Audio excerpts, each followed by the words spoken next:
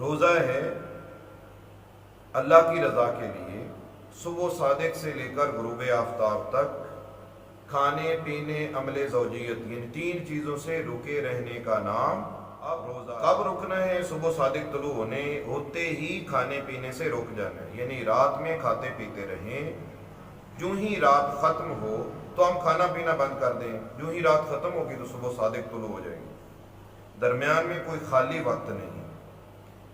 صبح صادق طلوع ہو جائے تو اس کے بعد کھانا پینا جائز نہیں ہے۔ ہمارے بہت سے لوگ ایسے ہیں، عوام کے لوگ، جو صبح صادق طلوع ہونے کے بعد بھی کھاتے پیتے رہتے ہیں اور سمجھتے ہیں کہ اس سے کچھ نہیں ہوتا۔ یہ سوچ بن چکی ہے کہ جب فجر کی اذان ہو رہی ہو تو اذان ختم ہونے تک اذان کے دوران کھانا پینا جائز ہے، حالانکہ ایسا نہیں ہے، یہ بات غلط ہے۔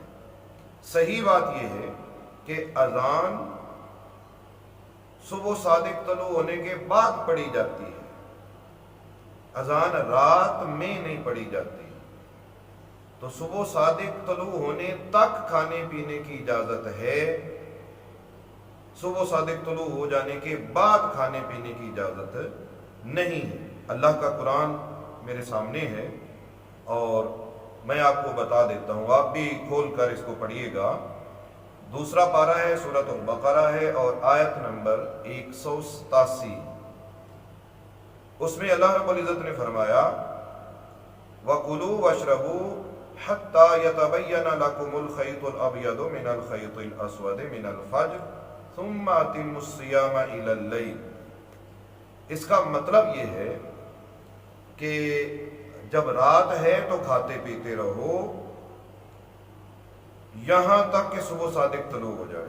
یہ میں مفہوم بتا رہا ہوں، ترجمہ نہیں کر رہا۔ تو صبح صادق طلوع ہونے تک کھاتے پیتے رہو، یعنی رات میں کھاتے پیتے رہو، صبح صادق طلوع ہو جائے تو کھانا پینا بند کر دو، اس کی انتہا ہوگی۔ حتیٰ یہاں پر فرمایا حتیٰ یتبین لکم الخیط الابیض من الخیط الاسود من الفجر۔ اس کا مطلب یہی ہے کہ صبح صادق طلوع ہو جائے تو یہ انتہا ہے کھانے پینے کی، صبح صادق کا طلوع ہو جانا، لہذا صبح صادق طلوع ہو جائے تو اس کے بعد کھانے پینے کی اجازت نہیں ہے، ورنہ روزہ نہیں ہوگا۔ اور حدیث پاک میں بھی یہی بتا، یہ بخاری شریف ہے، دیکھیے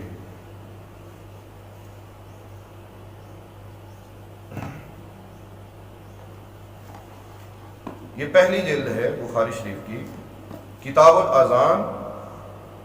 اس میں امام بخاری رحمۃ اللہ علیہ نے ایک باب قائم کیا ہے، باب اذان الاعمی اذا کان لہ من یخبرہ۔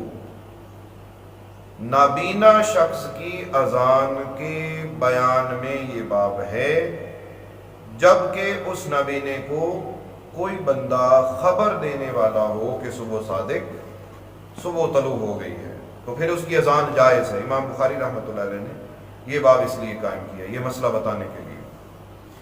اس باب کے تحت جو امام بخاری رحمۃ اللہ علیہ پہلی حدیث پاک لے کر آئے ہیں، میں آپ کو وہ حدیث پاک سنانے لگا۔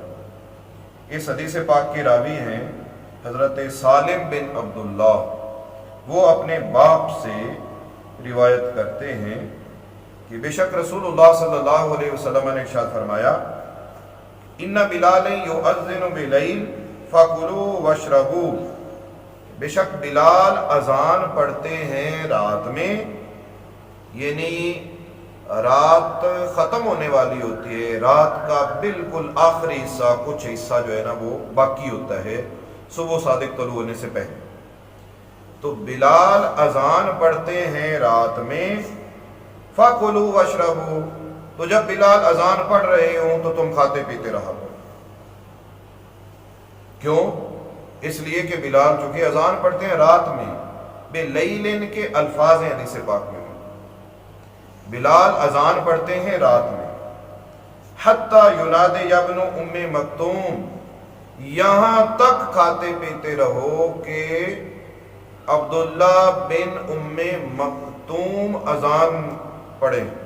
مطلب یہ کہ بلال اذان رات کو پڑھتے ہیں، رات کا کچھ حصہ باقی ہوتا ہے۔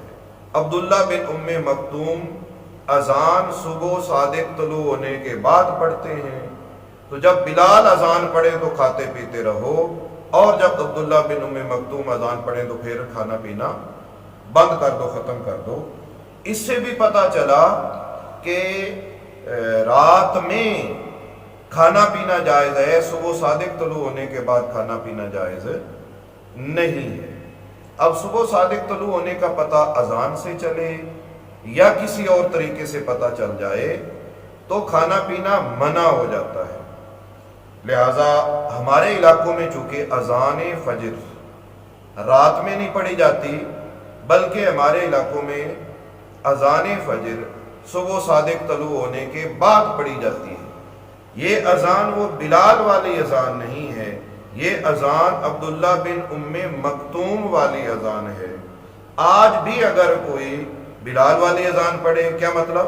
یعنی رات کا کچھ حصہ باقی ہو اور رات میں اذان پڑھ دے، تو آج بھی اس اذان کے دوران کھانا پینا جائز ہے، جس طرح یہ حدیث پاک میں موجود ہے۔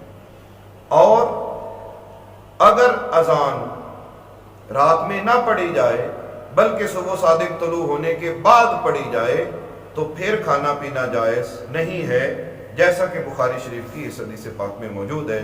لہذا میرے بھائیوں کو، میری بہنوں کو، میری بیٹیوں کو اس پر دھیان دینا چاہیے کہ ہمارے علاقوں میں اذان جو ہے وہ رات میں نہیں پڑھی جا رہی ہوتی، بلکہ صبح صادق طلوع ہونے کے بعد پڑھی جا رہی ہوتی ہے۔ اس دوران جو لوگ کھائیں گے، کچھ پئیں گے، تو ان کا روزہ نہیں ہوگا، بلکہ ان کا روزہ شروع ہو کر ٹوٹ جائے گا، اور اس پر قضا کے ساتھ ساتھ ان پر کفارہ بھی لازم آئے گا۔ قضا ہے ایک روزہ رکھنا اس روزے کے بدلے، اور کفارہ ہے کہ 2 مہینے مسلسل روزے رکھنا